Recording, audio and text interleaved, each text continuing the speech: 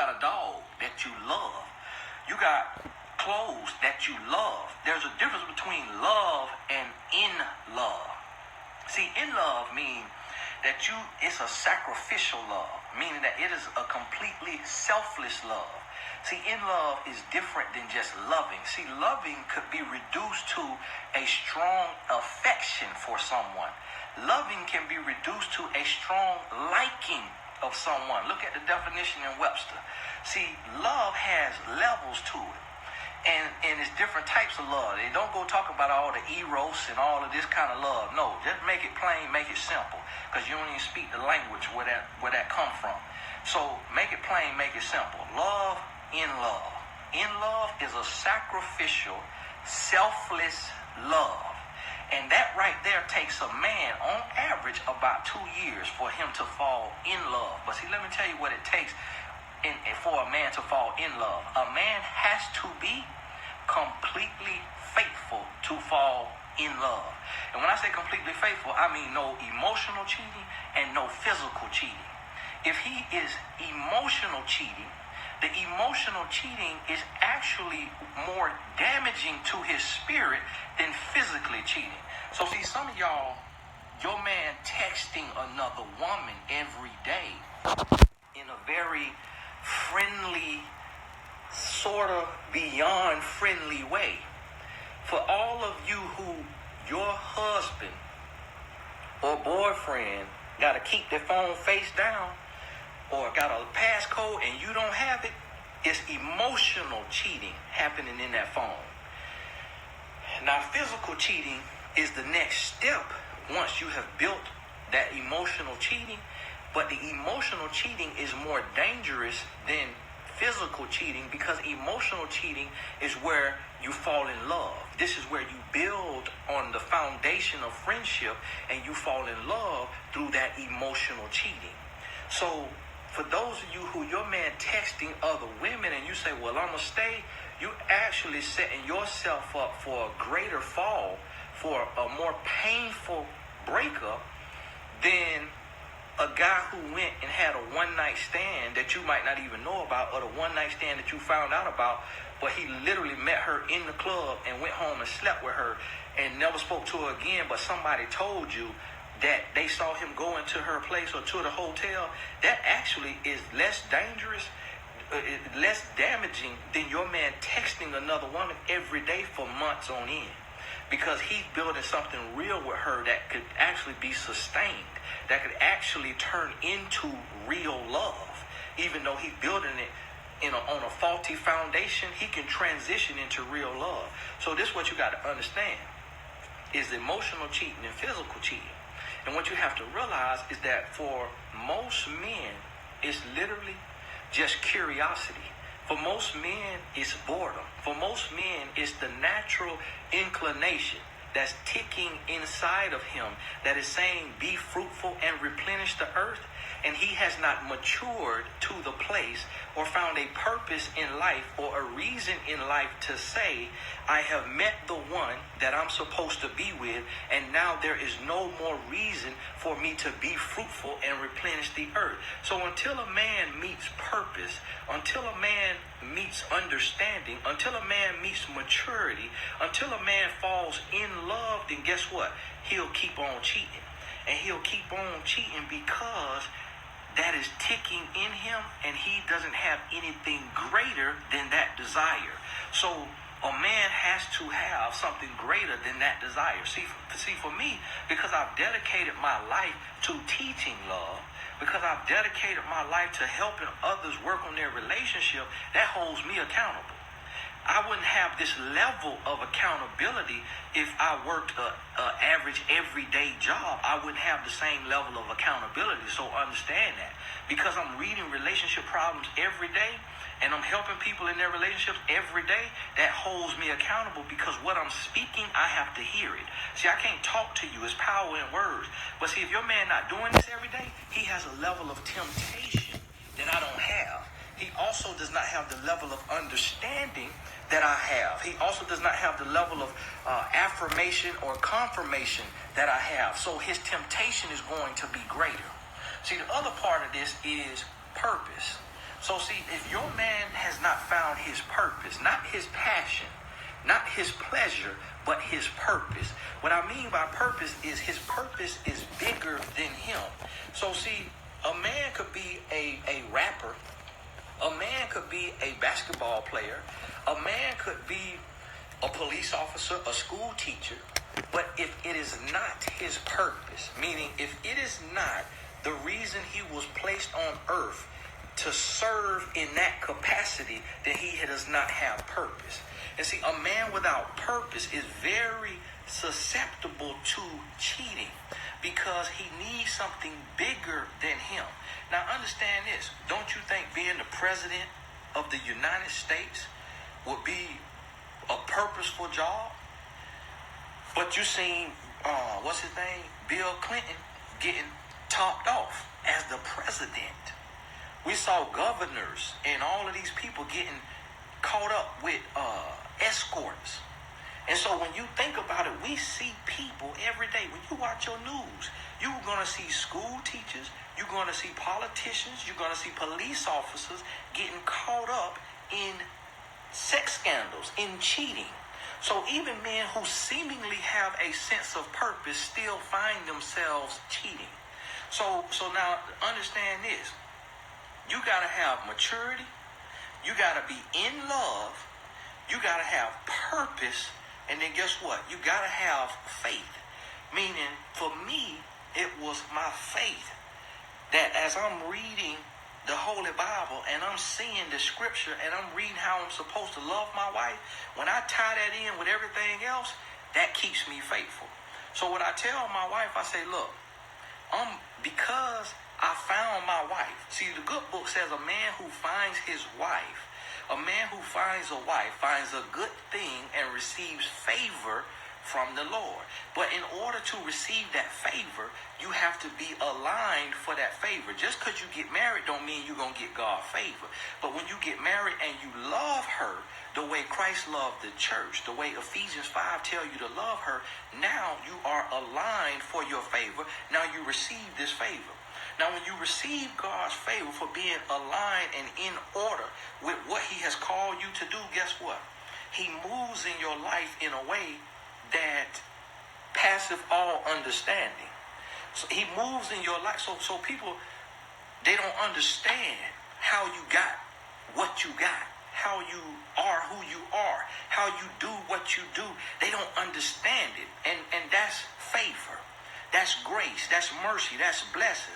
But you get aligned for that. Because see, if you in mess, if you in adultery, if you in fornication, if you in envy and jealousy, backbiting and hating, see, God can't bless you if you sitting and you wallowing in that mess. But when you come up out of that mess, now he can bless. So when you come out of the mess, or you allow him to help you come out of the mess through your prayers and the strength that you are granted, when you come out of that mess, now he can bless. And now when he blesses you, what happens is it takes you to a level beyond your comprehension. It takes you to a level that you don't understand. It takes you to a level that when other people look at you, they don't understand. They can't wrap their head around your peace. See, you have a peace that passeth all understanding. That's what the good book tells you. So when you get this peace, people see a glow on you. They see a glow on you and they say, man, where you get that glow from? Ooh, that glow coming to America oil on them. And you got a glow on you and they don't understand the glow. They see the favor, they don't understand the favor. But see, guess what? When you get a taste of it, when you get a taste of that protection, that favor, them blessings, you say, you know what? Boy, I didn't get this level of favor until I started living right. So now that I got this level of favor, you can't get me to live wrong. You can't get me. Women be coming to my DM. Women be in my DM. I be in the DM like, girl, what is you doing? What is you doing? What you take me for? What you think I'm boo-boo the fool? Tell me hello with a booty out. Girl, if you don't get out these DM, I go right to my wife. Baby, look at this clown. Hello, how are you? I would like to meet you. I would like to see you. Girl, if you don't get out of here. Sometimes I write it back. See you at a seminar. Come to the seminar. Oh, I would like to meet you in person. See you at the seminar. And I'm like, what is you doing? But see, I done tasted the favor. I done tasted the blessing. I done tasted the grace, the mercy. So I don't want to cheat. I could see the beautifulest women every day. And I could look at a woman and tell she beautiful. And say, ain't nothing I could do with you. Ain't nothing I could do with you because I done tasted this here favor, this favored life. You can't pull me back into no sin. No sirree ball. You can't pull me into no sin. Beyonce can't pull me into no sin. If she leave Jay-Z, is she gonna want me? No, you can't have me because I'm faithful. I don't care how many billions you got. I don't care how good you look. I don't care how good you could twerk and touch your toes. I'm faithful because I got this favor over here. You can't pull me out of this. But see, if a man don't have this full combination of his faith, of his favor, of his purpose, knowing his purpose, morals, character, integrity, you getting cheated on. Point blank, period. I tell women, I say, if you looking for a bad boy, I want you to know he's still looking for himself. See, a lot of y'all want the thug. Y'all want the bad boy. You want the boy with all the tattoos across his face.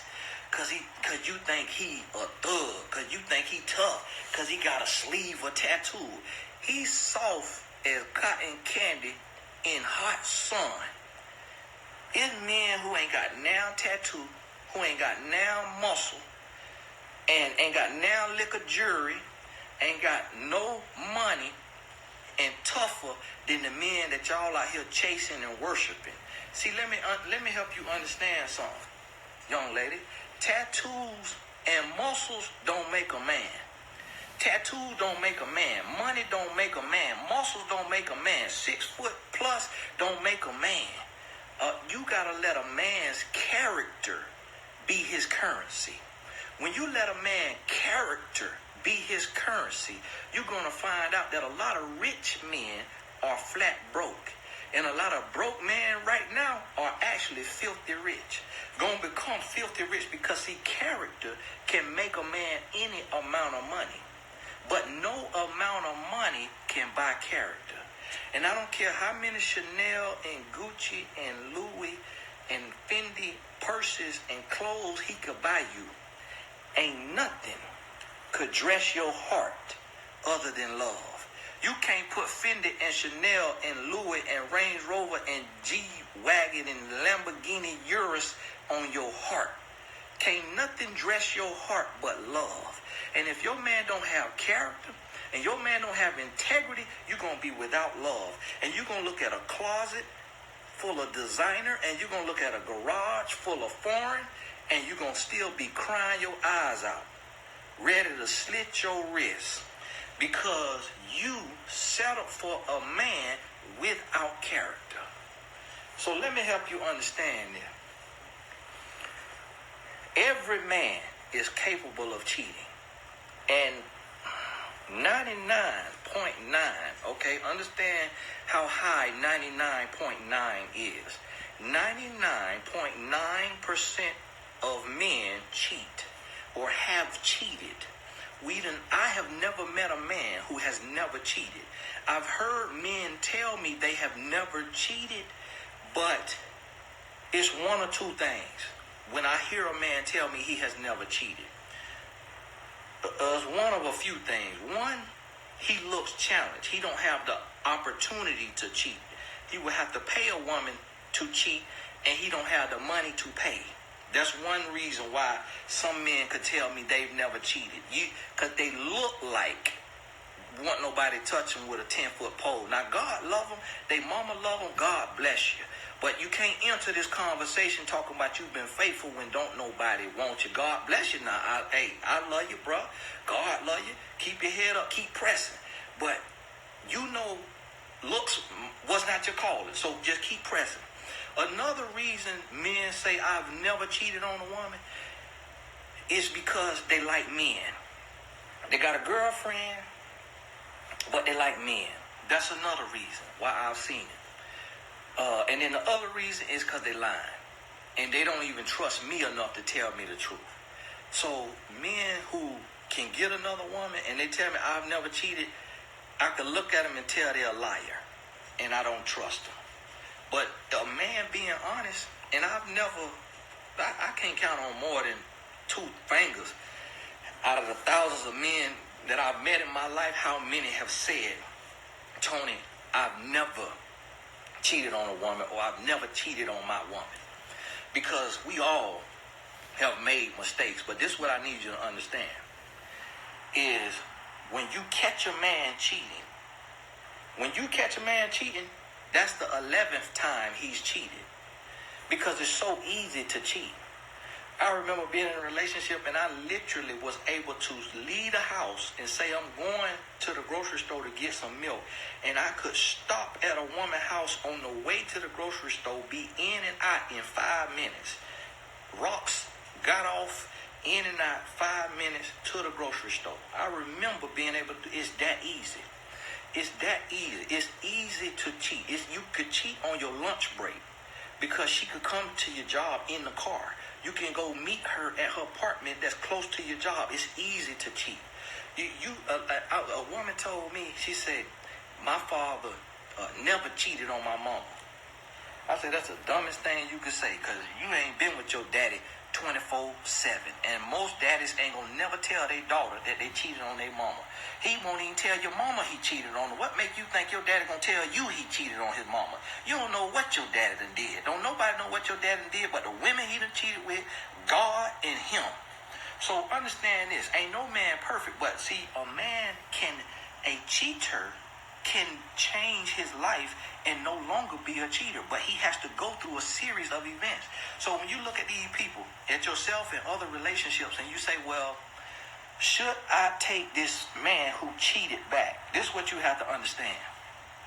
What did he do in between cheating on you and trying to get you back?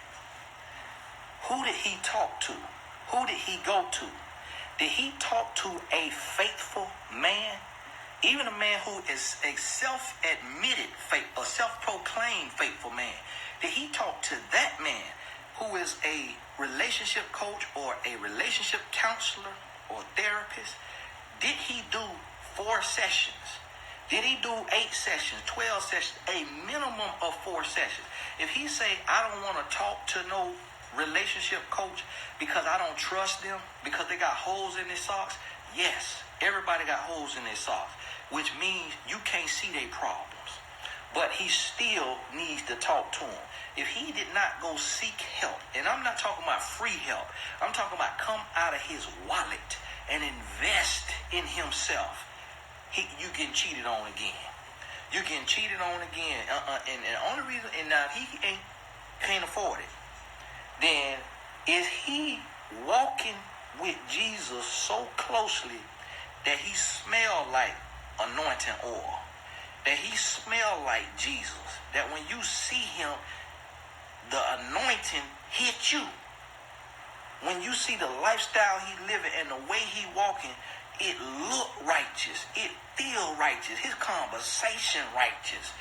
If you can't feel that, if your man still thugging, trying to feel like a thug, act like a thug, he's still smoking like a chimney, drinking like a fish, cursing like a sailor, you getting cheated on again. This man gotta look and feel like a different person. If you get back with that man, and in a month, 2 months, 3 months, he feels just like the man that you had to leave, you getting cheated on again. He has to renew his mind and renew his spirit. See, only one I know could do that is Jesus Christ. Now, some other men may tell you the 5% of God could do it. Some may tell you Muhammad could do it. Some may tell you Buddha could do it. Some may tell you they don't believe in a God. They atheists. I ain't seen it. I have not seen a man change without Jesus. That's just me personally. Now, if a man say he changed without Jesus, you got to get on a lie detector test for me. We got to get on the CIA lie detector test because I have not seen it with my eyes. And real recognize real. Game recognize game. So if I played the game when you running off at the mouth, game recognize game.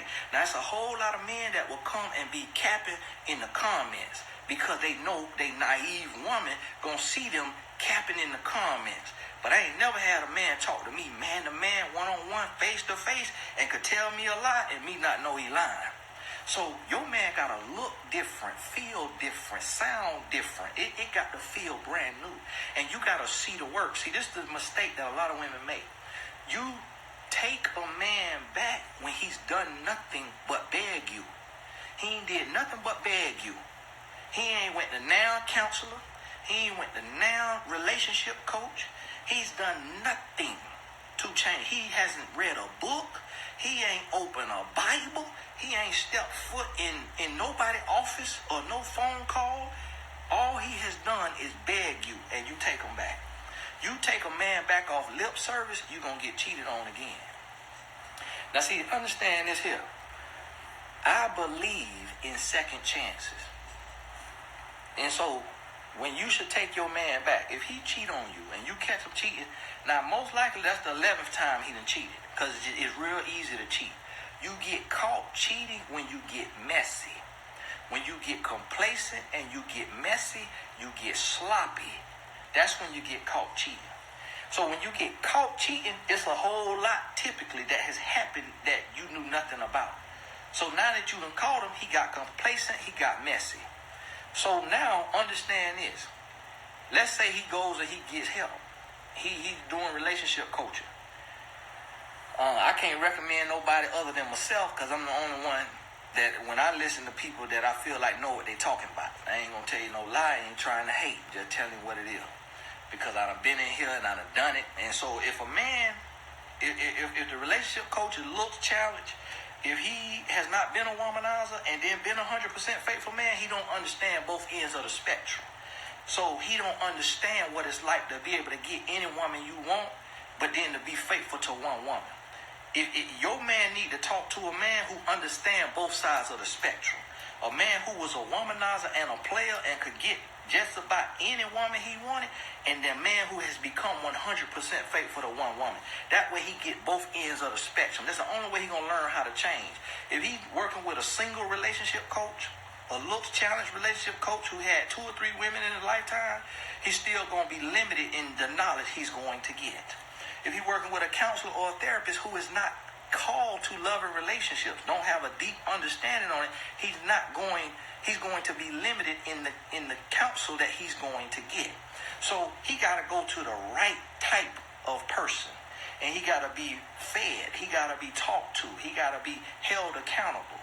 He can't go in there and game them. See, a lot of men can game anybody, and then a lot of y'all women, y'all ready to be played like a game, like Parker Brothers, like a deck of cards. Y'all be so ready and so thirsty, so ready to be played.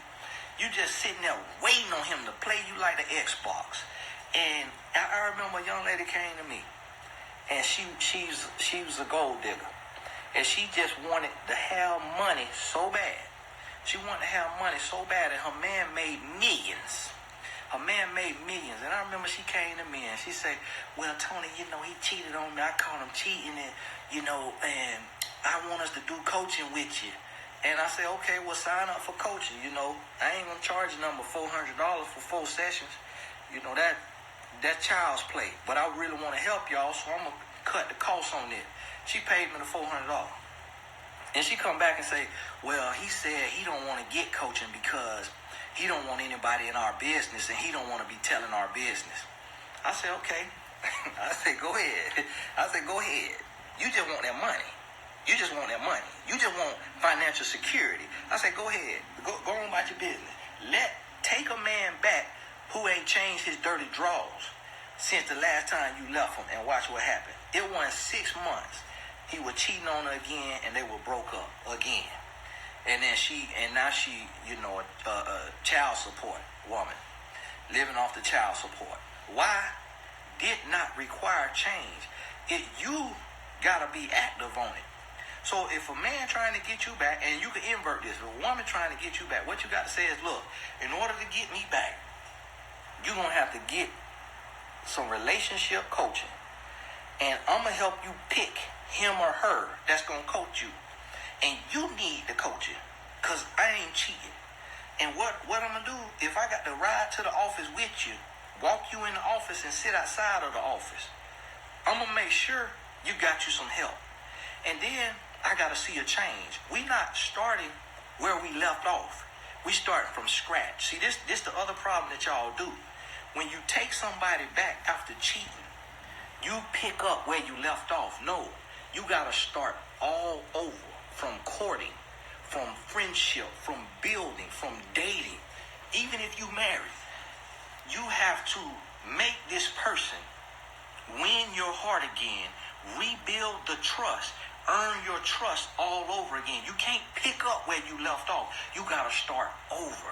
Because when you pick up where you left off, the person come in and they work hard for a month or two, and then they complacent. They get right back complacent because you picked up where you left off. You took them back, and now you dropping it like it's hot. Now you sliding down a pole. Now you twerking. Now you throwing with your booty in the air. No, you got to go all the way back to the beginning, as if y'all just met. Ain't no touching. Ain't no tongue kissing. Kiss me on my forehead. Kiss me on my cheek. If you gonna kiss me on a little pet. Look, just a little pet. Ain't no all this, that, and all that. No, start all over. Court all over. And you gotta have stipulations. We going to church every Sunday. We reading a chapter. We got to get this book, and we got to read this book. You read it on your own. I'm gonna read it on my own, and we're gonna summarize. We're gonna talk about every chapter. We're gonna talk about every chapter. See, you got to have stipulations. A lot of times you taking people back with no stipulations. Now let me help you understand something. Okay? The first time a man cheat on you, it is, we will call it a mistake. Even though it's not a mistake, we'll call it a mistake. The second, when you take him back and you give him a second chance, and he cheat on you a second time, emotionally or physically, that is a choice. The first time was a choice, but we giving grace. The second time that you get cheated on, that's a choice. You could break up 6 months if you want to. When you take them back a third time and you get cheated on a third time, it's a habit. So see, when it comes to cheating, all I can recommend is a second chance. Understand that the first time you caught them cheating, that probably is the 11th time they done cheated. At least the third or the fourth time. Because the other times, see, we always get away with it on the first time. You get caught. Any of y'all done went to jail? Any of y'all done been arrested? What happened? The first time you did it, you got away with it. The next time, eventually that's when you get caught. When you get complacent, when you get comfortable, you get messy, you get sloppy, and that's when you get caught. So when you catch somebody cheating, they done already cheated several times before that. It was under wraps. So now when you forgive this first time and you give them a second chance, you're really forgiving 3, 4, 5, sometimes 15, 20 offenses of cheating in that one time. So understand, that's why I only do second chances when it comes to cheating. Because if you out in 3 strikes in baseball, then I can't give you 3 strikes in my life. If you out in 3 strikes in a game, I can't give you 3 strikes in my life. I got to turn you over to Jesus. I got to turn you over to Jesus. Now see, on the flip side of this, emotional and verbal and physical abuse. Emotional and verbal abuse. Sticks and stones may break my bone, but words will never hurt me. It's not true, but it's not as damaging. Words will not be as damaging as physical abuse. So emotional and verbal abuse, somebody cursing you out, somebody calling you out your name, you check that. You check that first time, you give a second chance. The same thing. If they do it again, No, it's a wrap. Now, you could give a third chance on emotional and verbal abuse if you want to. Me personally, I'm not going to do that. I'm not going to do that. You're not going to talk to me. You're not going to talk to a dog better than you talk to me. I can't allow that. You're not going to talk to your poodle better than you talk to me. You're not going to talk to your pit bull better than you talk to me. You're not going to talk to your pair of shoes when you washing your pair of shoes better than you talk to me. It's some of y'all ladies, your man treat his dog better than he treats you. Your man treat his Xbox better than he treats you. Your man take care of his $250 pair of Jordans better than he take care of you. He wash his Jordan more than he wash you with love. Understand what I'm trying to tell you. Now, physical abuse, it's a lot of y'all, you getting choked. You getting slapped. You getting pinched. You getting pulled by the ear. You getting punched in the thigh. You getting punched in the arm. You getting punched in the ribs. You getting slapped. Some of y'all done got spit on. He done spit in your face. Physical abuse, one time and it's done. One time and it's done. When I mean by physical abuse, I mean intentional abuse. Now, I remember my wife was trying to leave one time and I was holding her. I wasn't trying to hurt her, I was holding her. And I realized she was so strong that if I kept holding her, I would have to hurt her to hold her, and I let her go. And we had been married 2 months, and I had went back to the street life, and she was leaving me because she said, I told you I'm not going to be with a man that's in the streets. And she was leaving me, and I tried to hold her. And boy, she kicked up out of there.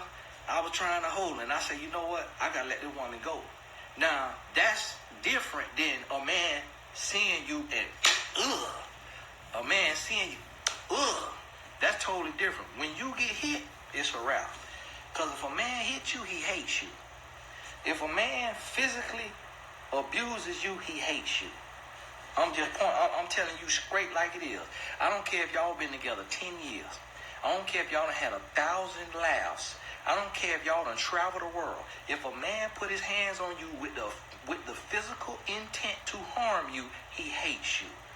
And that right there can only be tolerated that one time. Never again, buddy. Never again. If you go back another time, sign your death certificate. Because that's what you signing up for. You signing up to be killed. Because physical abuse, that's where it's going to lead to. Either you going to end up having to kill him or he going to kill you. Because every time it's going to get worse. So, see, y'all need to understand, this all about you setting standards in your life. Now, understand this right here. So, you see, like, the boy who, the rapper, the boy who rapped, and the girl who rapped, the couple right now, and he went on the stage. And, now, see, that right there is social abuse. That is coercion. So he taking it socially, begging for her back on social media. This social media abuse or social abuse. And I'm making this up. It might be another term for it. This is my term for it. And so what's happening is he will take and beg her back, but to get all of his millions of fans to say, take them back, take them back, take them back. And it only makes sense to the fans because they doing the same thing in their everyday lives. So they doing the same thing. You taking a man back after he done cheated on you. Once, twice, 3 times, you still with him. Because y'all got kids together. Because you got kids together, you got a union, you embarrassed to call it quits because you don't want your haters to laugh. So you take them back. So this the thing. What the woman will have to ask is, what has he done to change? If all you did to change, if all you did is make a video pleading for me to take you back and then come and interrupt me while I'm working, pleading for me to take you back, you ain't changed. You just lip service. Let me see a picture of you and your therapist, you and your coach, and let me vouch for that person. That I know that they the real deal, and I know that they know what they doing. It ain't just your homeboy, your homegirl you went to school with, and they just signing off that they coaching you or counseling you, but really ain't no work being done. Let me be able to vouch that I know this person is the real deal. What have you done? Okay, come talk to me about the book you read. Come talk to me about the rehab you went to, the retreat you went to. Come talk to me about that. Let me talk to the organizer of that to see what changes you done made. And see, this is what you got to understand. Now, see, think about it like this right here. When a lot of y'all, when somebody do you wrong, when your partner do you wrong, they cheat on you or beat on you or curse you out like a dog, and then you have to leave them. When they go to coming back, you got to ask yourself, how do they come back? If they come back and they are invading your space, they showing up at your job, they showing up at your house unannounced, they showing up, your place of work, your place of residence, they blowing you up, they invading your space, they invading your privacy, that's abuse. That's abuse. That is borderline psychotic. That is abuse. That means that when you take this person back, they have no regard because they don't respect the fact that you need time to heal. They don't respect the fact that they should only approach you within boundaries. If that's a sweet text message, if that's a voicemail, to where it's between you and them, but it's not public humiliation, it's not showing up unannounced.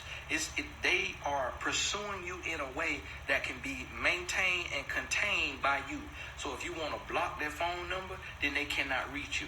If you block their phone number and they go outside of that to reach you, that's abuse. Because that says that they have no regard for your heart, for your healing process, and they are going to bogart their way back into your life.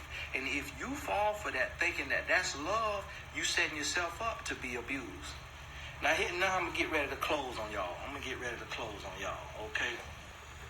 Let me get ready to close on y'all. And this to the fellas. And to the ladies.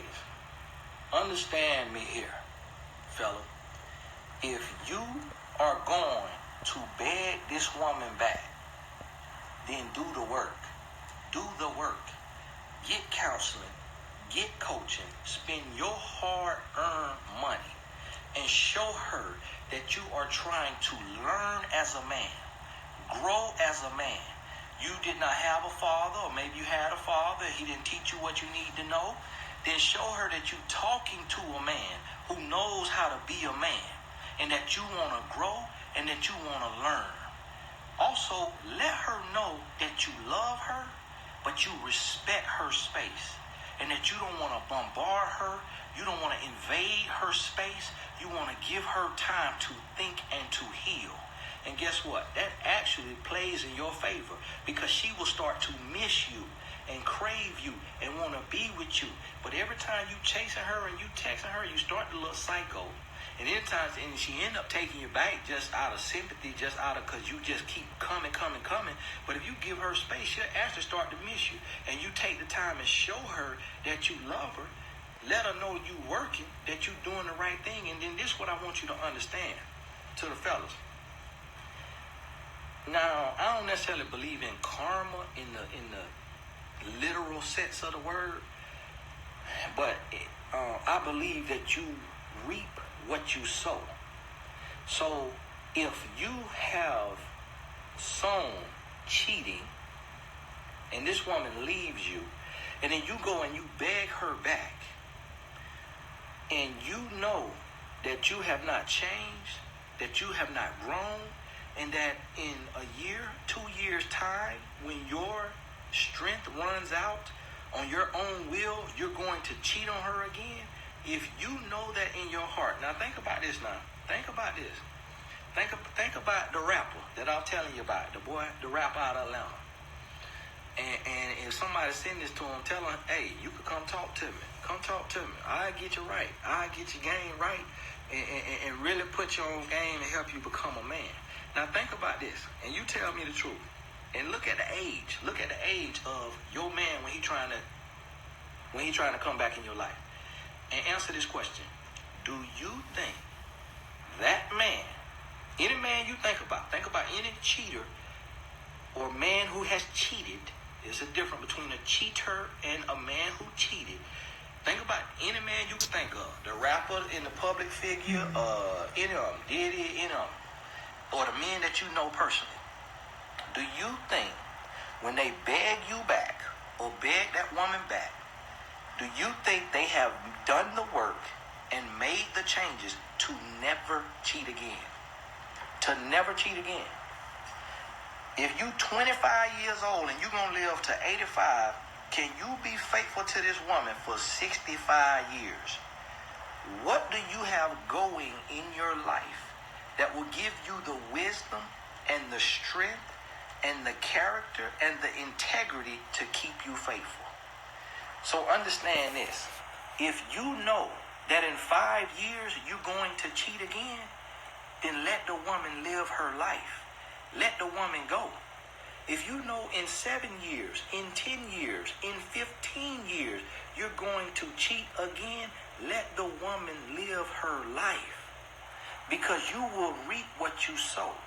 And it is a hot corner in hell for men who take the children of God and use and abuse and dog them out like they lint between your toes. If you go through all the trouble of begging this woman back in front of friend, family, and foe, and then you go and cheat on her again, you, my friend, will pay a price that is so great. See, me personally, I never had a woman leave me for cheating because it's so many women who willing to deal with cheating. I never had a woman leave me for cheating. And me and my wife, we have not gone through that in a public sense. You know, in our first 2 years of marriage, we worked through some things. And we both made mistakes being young. But see, me personally, in the relationship, and I had dealt with over 100 women by the time I met my wife at 21 years old. That's how I was out there. That's why I know what I'm talking about. It ain't a lot of men that can talk like I'm talking with the wisdom and the clarity because they ain't done what I've done. I had dealt with over 100 women by the time I met my wife at 21. So understand, I done been there, up, down, through, all around. When I tell you something, it's gospel. It's gospel. So listen to me. I never had a woman leave me for cheating. But what you have to understand about this here is that when a woman leaves a man for cheating, she's trying to love herself. She's trying to respect herself. She's trying to find her strength. So if you take this woman and you beg her back, knowing that you can't be faithful for the rest of your life, you setting yourself up to reap what you have sown, and it's going to be painful and you might not recover from it. So if you know you can't be faithful to this woman for the rest of your life, let her go on with her life and let her live her life. And ladies, listen to me. Fellas, listen to me. If you've been cheated on by your woman, if you don't believe that this person has the integrity and the character and the belief system and the faith system to love you and be faithful to you for the rest of their life, then don't take them back. Because all you're going to do is waste more of your life. You're going to damage your heart more. You're going to ruin your heart more. You're going to ruin your mind more. That's all you're going to do. So if you know it's going to end in another 3 to 5 years, if you know that you taking them back, it's going to be a very toxic situation because you've been hurt so much that you can't forgive them, that you got to throw it in their face every month or every argument, then don't even go back. If you cannot forgive and forget, meaning forgive them and not remind them of the offense, then don't go back. Go on about your life. If you cannot forgive them and not remind them of the offense, move on with your life. And if you are the cheater, if you can't go back and be faithful for the rest of your life, let them move on with their life. And see, understand this right here. When a person cheats on you, they don't love you. They love you in the lowest sense of the word, but they don't really love you. And they're not in love with you. Understand that. It has nothing to do with you and what you did and who you are. It's just they don't love you because they have their guards up and they have not allowed themselves to be vulnerable enough to fall in love. So understand, when a person cheats on you, it's because they do not really love you. They are not in love with you. And they are not in love with you because they don't know love themselves. They don't love themselves. Because see, when a person loves themselves, they're not even going to sleep with more than one person at a time. You're not going to be sleeping with this person and go sleep with somebody else when you love yourself. So understand that. And understand that this act of cheating, when a person is trying to get you back, this is the last point I wanted to make, is that 70% of the time, see, I can come up with these percentages because of my database, because I'm reading thousands of relationship scenarios every week. So I can come up with these percentages on my own studies. I don't have to go to the Google. 70% of the time, when a person is trying to get you back, they want you back out of ego, not out of love. Because real love would not have done that to you in the first place. So when they try to get you back, it's just like you wanting to get a job back that you got fired from. You wanting to get a position back that you got demoted from. You wanting to get a parking space back that you lost. You wanting to get a clothing, a shoe, or a watch, or money back that you lost. See, a lot of times when a person wants you back, they want you back out of ego, not out of heart. Because if their heart was in the relationship, they wouldn't have cheated on you to begin with.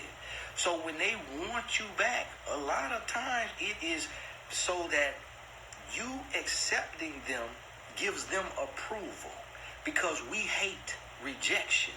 So when they come back, they want it because we don't like to lose. We don't like to be rejected because that affects our self-esteem. And if a person cheated on you, they already have low self-esteem. So you having the strength and the audacity to walk away from them makes them feel even less than a person than they felt when they cheated on you. So that is why they work so hard to get you back, because that will be their win. Because they don't want people to see them lose. They don't want people to see them fail.